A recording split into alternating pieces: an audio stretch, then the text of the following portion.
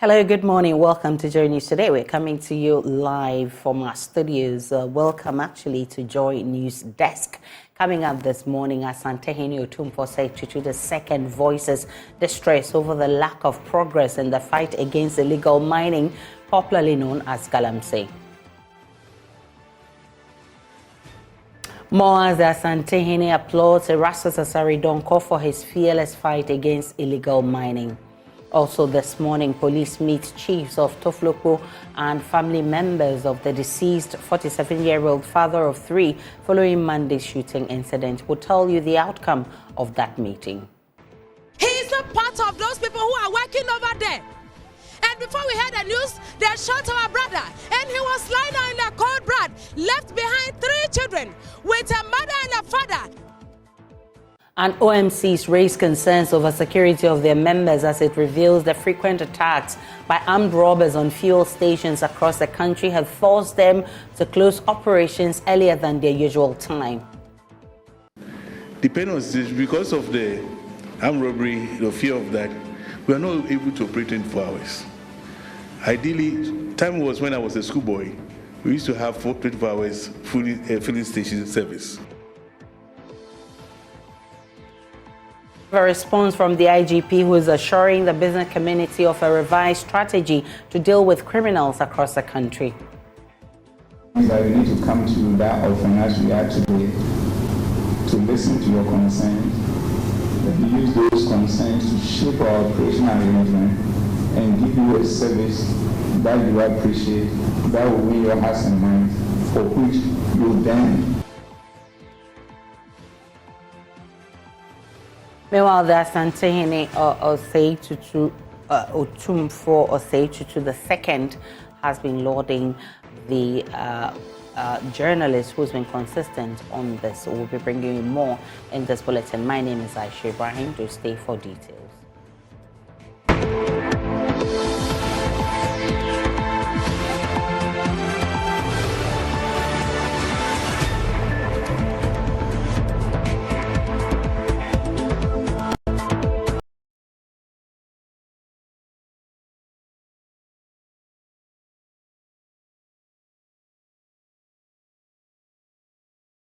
Many thanks for choosing us. Let's begin with Asantehene Otumfuo the second, who has voiced his distress over the lack of progress in the fight against illegal mining, popularly known as Galamsey, citing persistent threats to life and political maligning of persons advocating against the menace. The Asantehene is saddened at the intensified activities of illegal miners.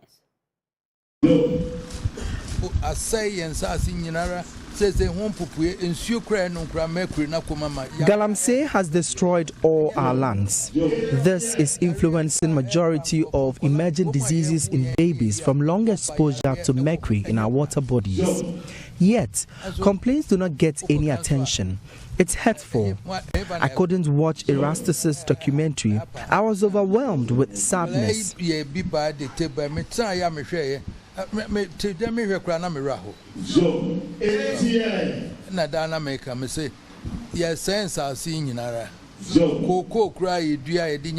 have sold arable cocoa lands for illegal activities. The new trend is gunmen threats on people who try to access these illegal sites. The whole country's security machinery couldn't fight this.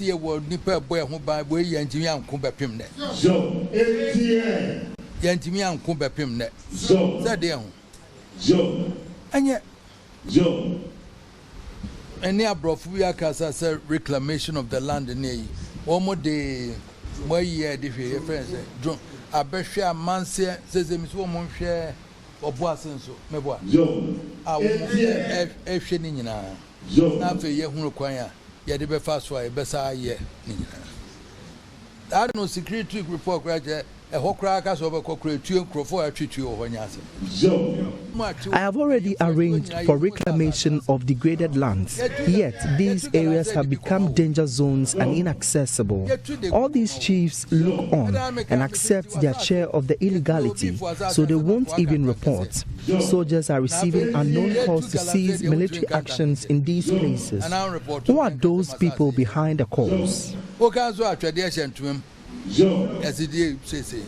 So yebeka no kure no so said the be anye. Soldier for ye di tue koko e ko ho ni na na ayira. Eje se ho na be ko amai. Ye timi frɛ obi se jai ho de menko. Na ho na frɛ obi se mo nko ho.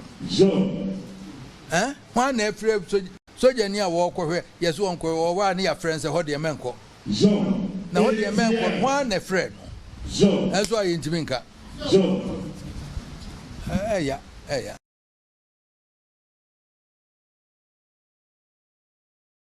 Meanwhile, the Asantehene Otumfuo said to the second has lauded multimedia journalist Erastus Asaredonko for his consistency in the fight against illegal mining, acknowledging the threats the journalist endured in exposing characters behind the Galamsey minister. Asantehene commended Erastus for his power of determination, hard work, and perseverance. He made the commendation when a team from the Kumasi unit of the Multimedia Group Limited presented laurels won by Erastus at the 27th Awards of the Ghana Journalists Association. In a night filled with anticipation and excitement, the Ghana Journalists Association took center stage as Multimedia's Erastus Asaredonko received the coveted PAV and Sir Journalist of the Year award, as well as the Illegal Mining Reporter of the Year. Erastus has over the years committed to uncovering the ills of illegal mining to arable lands, forests, water bodies and the health of the populace. When he visited the Municipal Palace, the Asantehene expressed his satisfaction with the role Erastus's reporting activities have played in the fight against illegal mining. If not for God's protection, Erastus would have been harmed. He has uncovered and announced all the illegalities, but to no avail.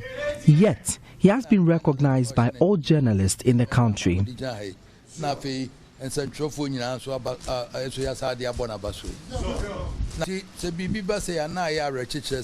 It is only inspirational when accolades like this are earned. At least we are hopeful some people cherish the truth. Thank you. Continue, and I entreat your colleagues to learn and emulate. It is only the truth that matters. Stick to the facts. I am aware you receive threats to keep quiet. It only means you are doing the right thing.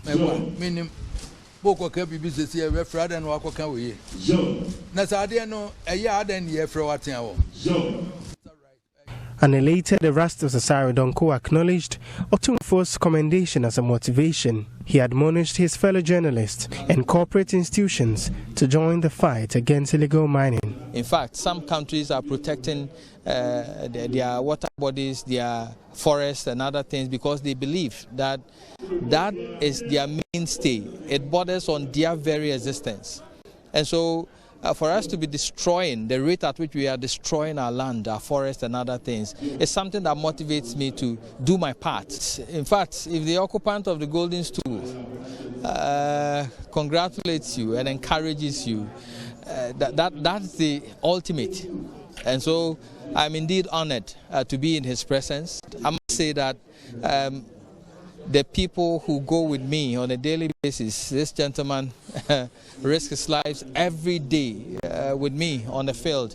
We don't do it for nothing. He also has a family and he has the same vision as I do. And together, I think if all journalists were to come on board and to see illegal mining, irresponsible mining as an existential threat, definitely, if we put our voices together, we'll be able to sustain and maintain this fight. Reporting for JoyNews, Clinton Yabo. Back here in Accra, the Ghana Police Service has met chiefs and people of Toflokbo after disturbances there led to the death of 47-year-old father of 3, Kolete Womeno, and several others injured. On Monday, residents of Toflokbo, a salt mining community in the Adan West District of the Greater Accra region, clashed with some staff of Electrochem Ghana Limited. 3 days after his demise, it is emerging that the deceased was not part of those who allegedly clashed with staff of Electrochem as the family demands probe into his death. In an engagement with the Tema Regional Police Command, leaders of the community said the police are blaming them for the death of their relative. We'll be engaging the chief shortly, but first, here's the wrap of JoyNews' visit to the community 2 days after the incident. Carlos Caloni has more.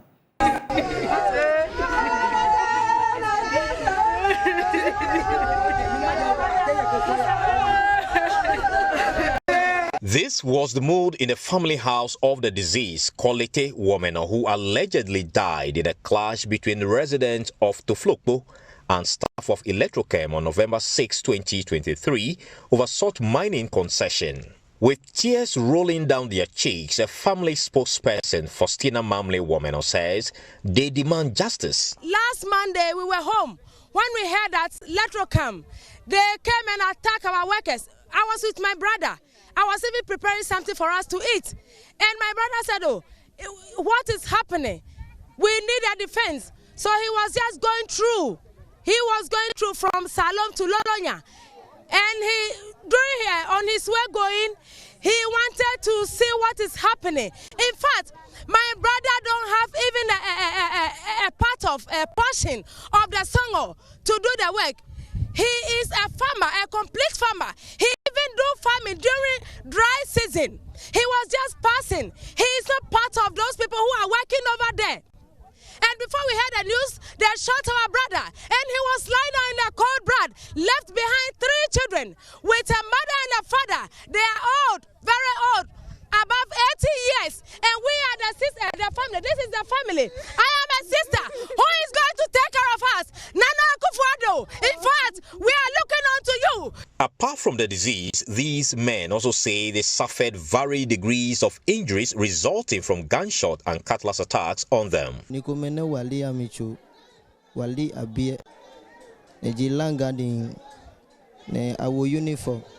On that Monday, some unknown men we believe to be laggards in the company of some police officers invaded our salt mining site and started packing our working tools. We protested, and before we realized, they pulled cutlasses and sharp metals and attacked us with them. The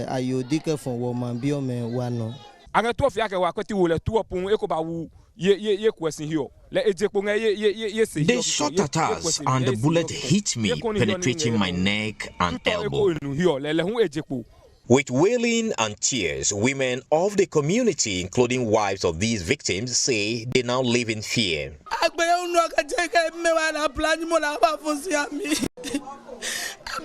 My husband was wounded in the process.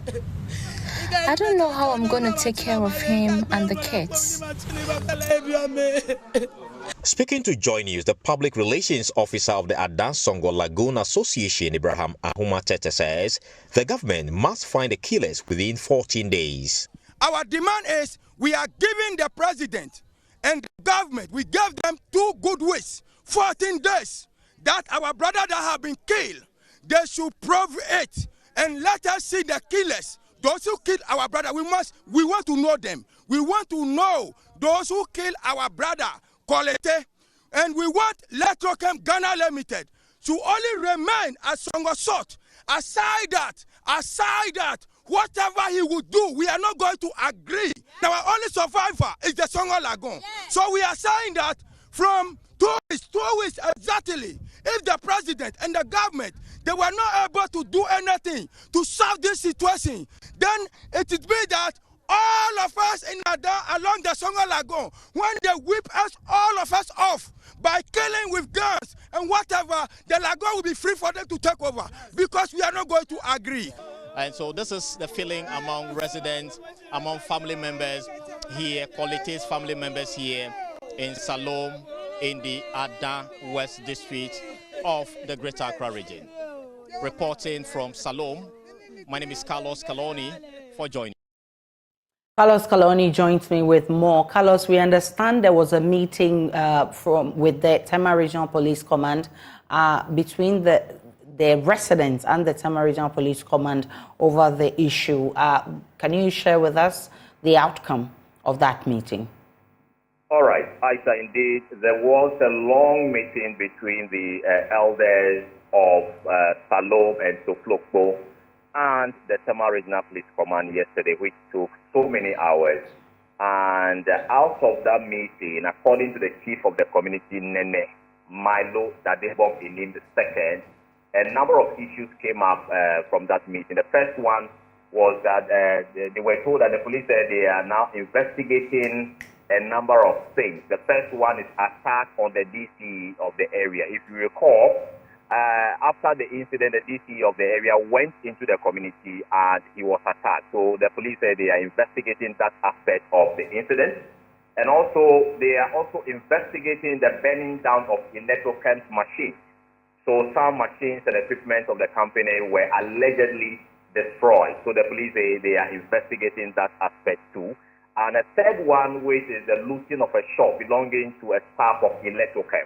The police say they are also investigating that. Now, on the death of the Polite woman, they said that their preliminary investigations at the scene shows that the bullet used in the act does not belong to the police service. And so they are looking into that. But yet, the community members maintain that they saw Langas in the company of the police shooting at the deceased. So that's according to the residents. So the police say the bullet shells they saw on the ground is not that is of the police. So they are equally investigating that. But the police say that they will carry out an autopsy on the body come Tuesday. And the family is also demanding that they would want to be there when the autopsy is being carried out on the body. So basically, these were the things discussed at the meeting from our sources at that particular meeting that happened yesterday, Aisha. Carlos, I know that they've already given a 14 days ultimatum to the government, but what really do they want from the Ghana Police Service? Do you know? Yes, so according to the leaders of the community and the family, they expect the police to act and investigate this matter. In fact, yesterday at that meeting, the elders, the chiefs, were told that the killers are coming from the community, not from the police. So the position of the chief is that if indeed the police is able to establish that the killers are from Superlock, then they should come into the community, conduct their investigation, and then apprehend the killer of Polite. So basically, that is the situation. They want the police to investigate this matter and come out with a finding. And they are surprised that 4 days into the killing of Polite, the police is yet to make a public pronouncement on the matter. So they are looking up to the police to actually speak on the killing of Polite Wemano. I shall speak. Carlos Kaloni is our man following the event for us. Definitely we'll be hearing more from the police as and when they get some update for us. But in the last few minutes, there's been a statement issued by the Adan West District Assembly, and it reads that Adan West District Assembly wishes to clarify that the civil unrest which occurred in the Toflokpo electoral area on Monday resulted in the death of one person, not two, as reported earlier. The District Security Council dissect, however, further checks reveals that the second death was unrelated to the clashes. In that regard, the Adan West District Assembly wishes to render an unqualified apology to persons who have been affected by the misrepresentation of the facts. The residents of Toflokpo and Electrochem are admonished to remain calm whilst DISEC continues with its negotiations to resolve the stalemate. The Assembly has consequently scheduled a meeting with both parties on Monday 13th and Tuesday 14th November, respectively. DISEC, having visited the concession area in Toflokpo, are of the firm belief that this all-important meeting will be crucial in addressing the impasse and allowing the two parties work together in peace. And it is signed by the District Coordinating Director for the District Chief Executive.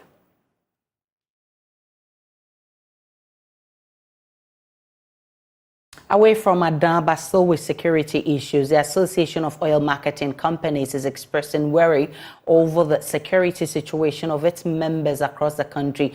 According to this association, the frequent attacks by armed robbers on fuel stations have forced them to close operations earlier than their usual time. Chairman of the OMC, Mandria, who revealed this during an engagement with the IGP, Dr. Akuffo Dampar, said if the situation is not swiftly addressed, it will impact negatively on the economy due to loss of productive working hours. Unfortunately, our clock is a little bit different. That we have some 12 hours to work. Depending on because of the armed robbery, the fear of that, we are not able to operate 24 hours. Ideally, time was when I was a schoolboy. We used to have 24 hours filling station service. Now it's scattered. Some of the stations 5 p.m. we are closed, and sometimes 6 p.m. In some places it's 9. In others, 10. So it's staggered around, and sometimes it's at the mercy of our customers. And some people even need fuel to send people to hospital. They can't even get fuel because we have closed. We fear for our lives. And we are happy. And right now, as we speak, IGP, we have about 4,000 outlets in this country. Somebody may say we are a lot, but we are not. The population has not stopped growing. And we also have to make sure that we serve every nook and cranny, anybody who needs fuel. So we really welcome, as we grow, we welcome that. I heard what you said about the fact that the past is the past. We have a renewed strategy that we have to have as we go forward. And we're happy to work with you and your men to be really sure that there's a safety and security at our outlets so that we can contribute meaningfully to the economic fortunes of the country. But Inspector General of Police Dr. George Akuffo Dampar is assuring the business community of a revised strategy to deal with criminal activities in the country. We cannot stop. And then leadership here and those across the country, they come with the mindset that we want to be the best institution in the country and a reference point for the rest of the world. And to do that, it will take you to judge us. And for you to judge us, you have to be happy with the services that we provide. So it is not in our hands to acclaim ourselves as being the best. It will be left in the hands of the people we serve. So we leave that to you. And to achieve that means that we need to come to you that often as we are today to listen to your concerns and use those concerns to shape our operational arrangement and give you a service that you appreciate, that will win your hearts and minds, for which you then use to determine whether truly will become the best institution in the country and a reference point for the rest of the world. With this mindset, we just want to always do better today than we did yesterday. And this is the catchword. And do better tomorrow than we did and we are doing today and yesterday combined. Let's take you live to the Information Ministry, where Energy Minister Matthew Poko is briefing the press on the topic, keeping the lights on, keeping the nation moving. Increase the footprint of renewable energies in the country. So what have we done, really? We've extended the AXA power plant tenure, the one in Tema, for another 10, 15 years to continue to supply us the fuel. We've also signed a new PPA for generation in the middle belt of the country, 350. And VRA is also working hard to reuse plants that we're not using in Kumasi to help stabilize the grid and ensure an efficiently run grid system. So both AXA and VRA are actively working in power generation in the central belt of the middle belt of the country, that is Kumasi. We are converting the KTPP plant, 200 megawatts, and the Senate plant from an open cycle to a combined cycle. And VRA is retrofitting the T3 plant. Eventually, we are getting there. Eventually. And that, you see, when you have these plants back, it makes even more sense to find out when you need to increase generation from private sector, because somebody has to pay once you sign. And if we can put all our plants that have been dormant or idle or combine it and improve the efficiency of the plants, it goes a long way to soften the prices for Ghanaians. Our share of solar has increased to 3.2, and the target is 10% by 2030. And I think we are doing a lot, and we will show very soon in that sector to head towards our target by 2030. We started an innovation in floating solar using the. Yesterday, I heard that the surface of Akuffo Dam, the surface is over 8,000 kilometers. That's what I was told. Oh, that's what I told Ghanaians. I don't know. That's what I said. Imagine. It's for also feeding, like aquaculture and fisheries. It's for tourism and it's for transport. But imagine we put solar on a sizable number of the surface. We can increase our solar footprint hugely by hybridizing our dams, because the investment we need to do in that sense, Oppong, Akuffo, and even some of the Ghana water dams, if we could cover some of the top spaces with solar, it will cost less environmental degradation, so we don't have to cut trees to put these solar panels. And then we can generate even more and even more power. So BUI and VRA are both pursuing it. I do know that BUI has even signed a new contract, PPA, to put another 5 megawatts on the floating solar and another 20 around the environments of BUI. We started and deployed in off-grid communities solar wind battery pack to give these island communities and far-to-reach areas where we cannot send national grid there, these off-grid communities. I think we have done 3 in that area. And as we speak, there's a tender going for 35 more of such off-grid communities in Ghana. We want to move street lighting from LED to all-in-one solar. And we have trialed that in some parts of the country, and it's been successful. And we want to come to the situation where street lights, they are not solar. Because it's outside, in the all-in-one solar, it's got a battery pack. In fact, some of the ones we've tried, it's got a self-cleaning mechanism there. So that with diodes, we can even program it to come on in the evening, increase the luminosity or intensity when it's getting dark, and reduce it or switch itself off when nobody is around, except when the thief is coming, then it comes down. We are doing that. We have also lifted the moratorium, Energy Commission, working with them, we've lifted the moratorium that had been put on embedded generation. So for industry and for those who could generate solar within themselves and use it to feed themselves, we had put a moratorium on that, which we have lifted.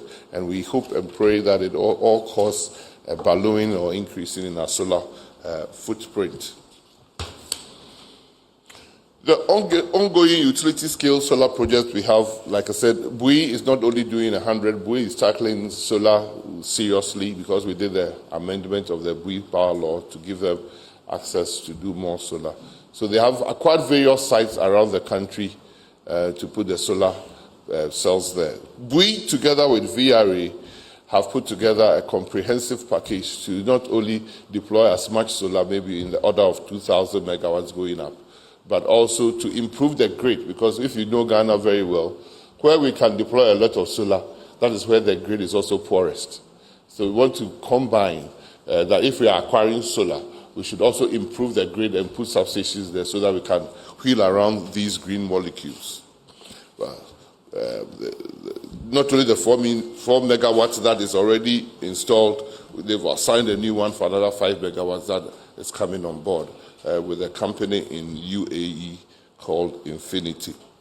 VRA, I think, has completed the phase 2 of the Kalio project, and they are even thinking about expanding it further, along working with the German government and the German system.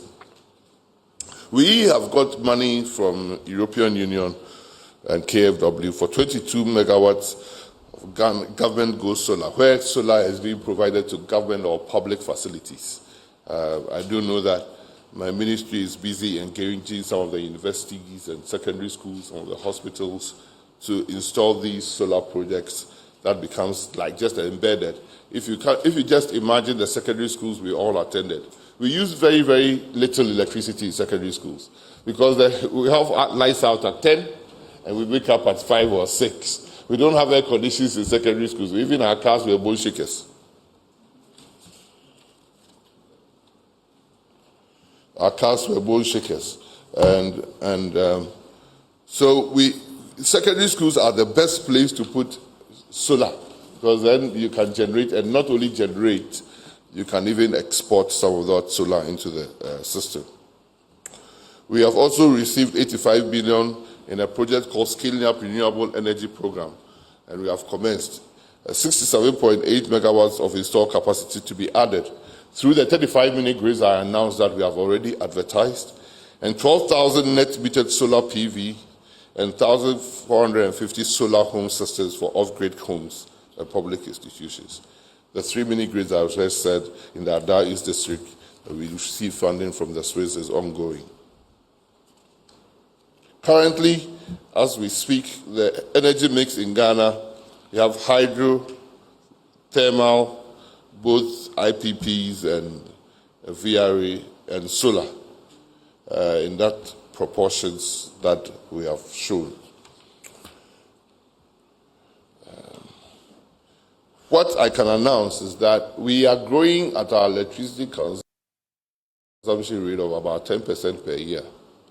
And the unmet demand, people who are improving, becoming more prosperous under Nana Akufo-Addo's government, we see it in various ways, even though people might not say it explicitly. We see it in various ways, like when you travel around the country, if you look at the number of houses that have started having satellite dishes on them, meaning they are watching DSTV. Most of them fortunately support Manchester United, so I'm very, very happy.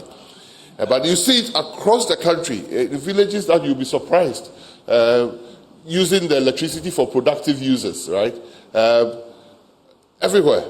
I made a visit somewhere north, and as I was sitting in my car and I was observing, even the mud houses that we had, I saw some with air conditions. The mud houses, the advantage is that it's even cooler when you live in, but people had air conditions and DSTV mats. It shows that prosperity is spreading around. This is not a matter of only, because once you start and you take the national grid, that is why we are hoping that by next year, we would have hit our SDG goal of 90% access rate in Ghana to make us universally access. We all hope we get there. But as you spread energy everywhere, you increase productivity everywhere, and people become richer. They can even sell lotto. They can do everything digitally now in as rural a place as well as it comes. So we've been adding generation systematically since we came into office from 2017, and the chart will show what we are trying to do across the country. In the area of power transmission, we realized that we spoke, and that was one of the first places I visited as an energy minister. Our congested network, some of them were 1950s and 40s and 60s, and there's a huge program to improve and consolidate and stabilize our grid systems. Because if you can generate as much as you want, if you cannot wheel it across where it is needed efficiently and reliably, you get the problem. And we're getting more problems because we're producing much and we're not wheeling at least efficiently across the country. Our grid was very, very unstable. And because we are on a system such that when one side trips, you get a blackout in the country. Now we are facing a double whammy. Now we have put everybody on gas. As soon as the gas inlets shut, then all the power systems that we have, or generation systems, go off. So that is why We're still live on Joy News Desk. You heard the Energy Minister Matthew Poku-Prempeh trying to bring up to speed where we are with energy production. For him, we need to sustain our power supply, but also we need to generate funds to be able to deal with some of the challenges. We'll take a break on Joy News Desk. When we return, there is more on Joy News Desk.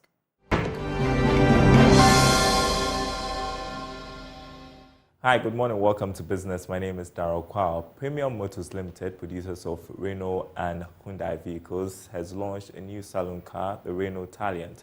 Speaking at the launch, Chief Executive of Premium Motors, Jihad Hijazi, explained why the Renault Taliant is unique and is a must-have. Premium Motors has, with pride and dedication, served as the authorized partner to Renault in Ghana. Our commitment to providing a wide range of new cutting-edge vehicles, together with innovative after-sales support solutions, has been firm. It is this same dedication that brings us together this afternoon. Today, we are here to celebrate yet another evolution of automobiles in Ghana, the introduction of an exceptional and cutting-edge B-segment vehicle. So the Taliant, for all of you who don't know, is a B segment. So it's competing against vehicles like the Toyota Belta, the Hyundai Accents, and so on and so forth.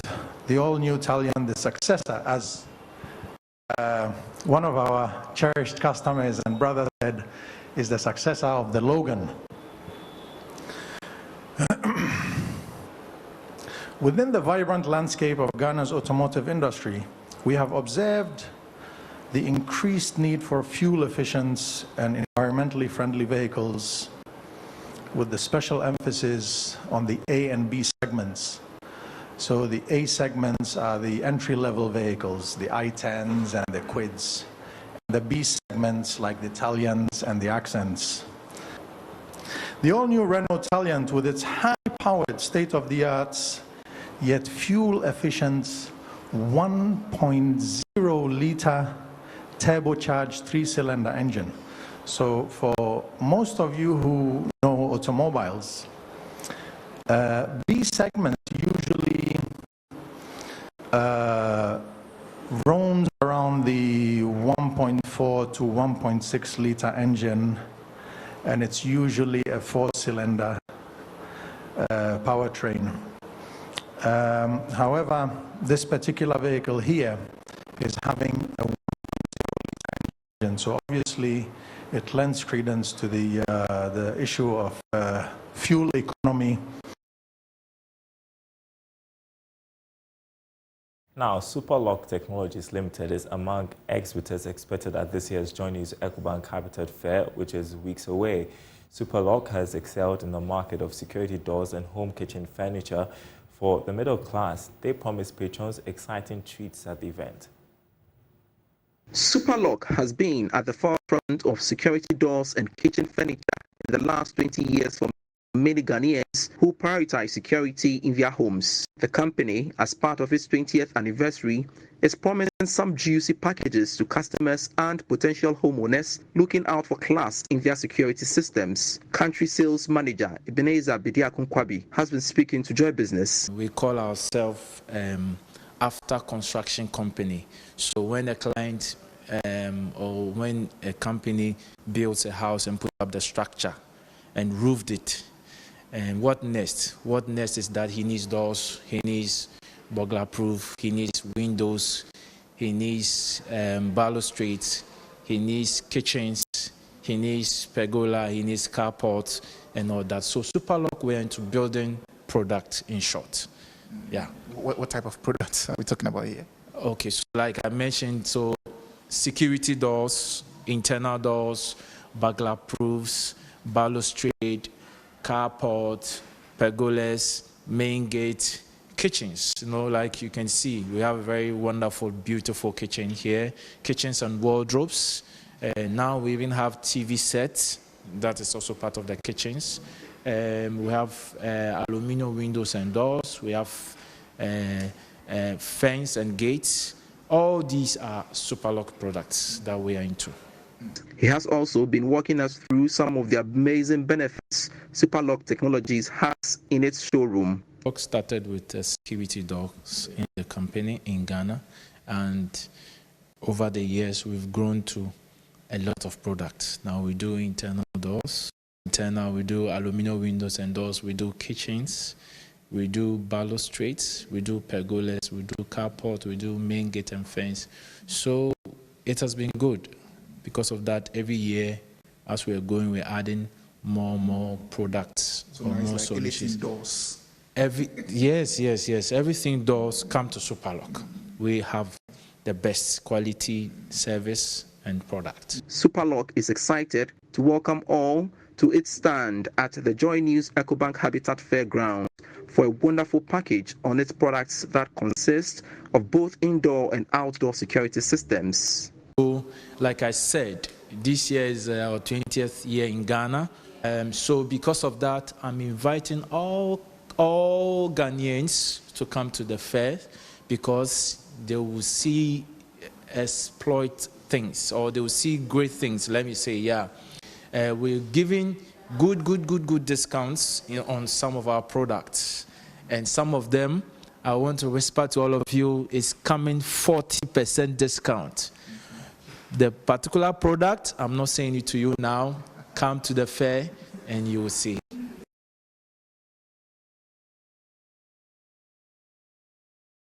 All right, and that's it for this segment. There are more stories coming up after this break. Stay tuned.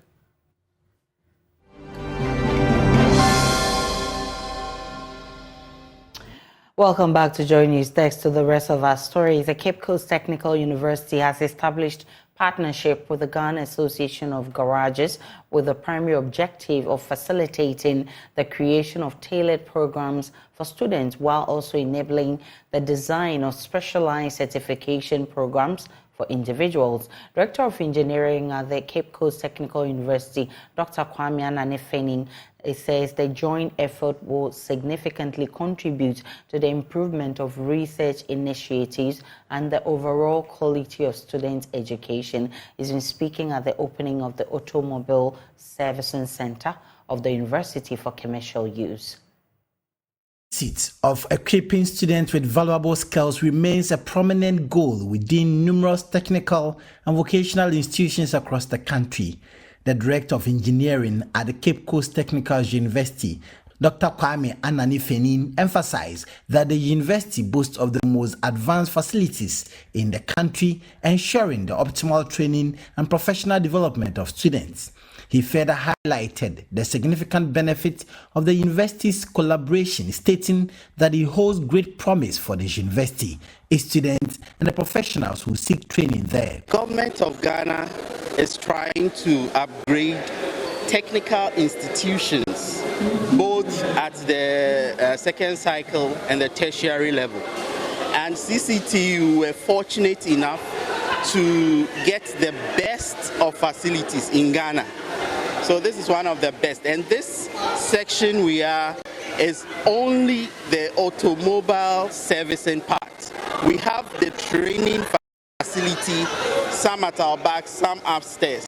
And we have workshop facilities, lathe, CNC machines, and a lot of things. Yes, when a university is in a community, it must have an impact. So there's no way we can be a technical university here and there's no collaboration with people who are actually doing the technical things. That is why this collaboration with Ghana National Association of Garages is extremely important to us. One, it will help us in designing the correct programs for people who are coming in. And then we can design programs that anybody at any level can come in and get certification. So it is a very important thing for us. It will also help our research that we want to do in the university and the training of our students. In alignment with this vision, the Vice Chancellor of the Cape Coast Technical University, Professor Kweku Educhum Eyimboache, underscored the positive impact of the university's strategic partnerships. These alliances, he says, are actively contributing to the enhancement of entrepreneurial training and the cultivation of 21st century skills among the student body. Our vision at CCTU is to be a leading technologically innovative and entrepreneurial technical university with a reputation in green energies. And we see the unveiling of this edifice today as an affirmation of our vision of transforming our students to be technologically innovative and entrepreneurial in their thinking and knowledge acquisition. This vision cannot be attained without strong input from industry and the public sector. To this end, I celebrate the ingenuity of our gallant staff of the Center for Design and Innovation and our partners who have worked tirelessly to make this ceremony a reality. It is the vision of the Cape Coast Technical University for its students to acquire all the necessary practical skills while in school to enable them make a huge impact after school. A temporary building serving as office space for the Swami Municipal Education Directorate is falling apart, exposing staff to safety risk. The building, which is without a place of convenience, has forced many officers to work remotely from home, with a few who come around working in an abandoned classroom block. A new permanent office is, however, yet to be completed for relocation of the staff, who are demanding its immediate completion with the necessary finishing works. Emmanuel Bright Kwaku has more. Handed over to the Swami Municipal Education Service in 2019, this building was to serve as a temporary office for the over 30 staff at the service. But a casual look at the building reveals imminent danger of collapse. Deep cracks have developed within the walls, with some portions of the building already falling apart. This opening, revealing the metallic part of the pillars, is in one of the crevices of the common room for the staff. The danger has forced a majority of the workers to work remotely from home, while others abandon the office to sit on veranda of a nearby deserted classroom to operate. Dr. Anthony Inyamesempoku is director of the Swami Municipal Education Service. We have been coping, because here you look at the office space like somebody's ghetto. And then no washroom for urinal, or if you want to meet the main browse and toilet. It is disturbing a lot. It is even affecting the code of ethics and the workplace practices. For instance, if the worker, even before this critical situation, comes in the morning and around afternoon you can't find the person, you call and say, oh, I left finding a place to poo-poo, as they've been saying.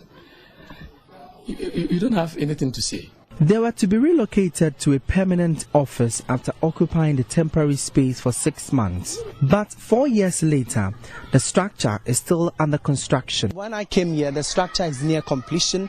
I've seen some painters around and even some painting materials being used by the painters to give this particular building a good look. But it begs the question when this particular structure will be completed, so workers at the Swami Municipal Education Service do not have to deal with the conditions they are currently in. But there are concerns of sanitation and electricity to the new edifice. The officers accordingly are ready to go there on condition that electricity is provided as one of the main things. And the worst of it all is that abandoned toilets and the refuse dump. My officers were just hammering on that the place is too outdoor to accommodate office staff, including our clients. Municipal Chief Executive for Swami, Maxwell Ofosubuachi, has been reacting to the developments on Lava FM. The ground floor is 100% complete. The first floor is also about 81% complete. The ground floor has a lot of offices that can accommodate them. Just that a few issues came up with furniture. They were raising issues of furniture, and I told them they can make do with what they have now. And then the access road to that place, we needed to grade it. It's not in a good shape. I told them we could do this. These things are not things that should stop us from going into the structure. These are things that could be done easily. But the workers are not convinced the structure will be completed with requisite accoutrements should they move in now. They are also making reference to the fact that 6 months is about 5 academic years now, or we have begun the 5th academic year. What is the guarantee? We move there and we suffer same. For the time being, the workers may have to endure their plight. For JoyNews, my name is Emmanuel Kweku. That does it for the bulletin this morning. My name is Aisha Ibrahim. Log on to myjournline.com for more of the news and updates of all the developing stories. See you again at 12.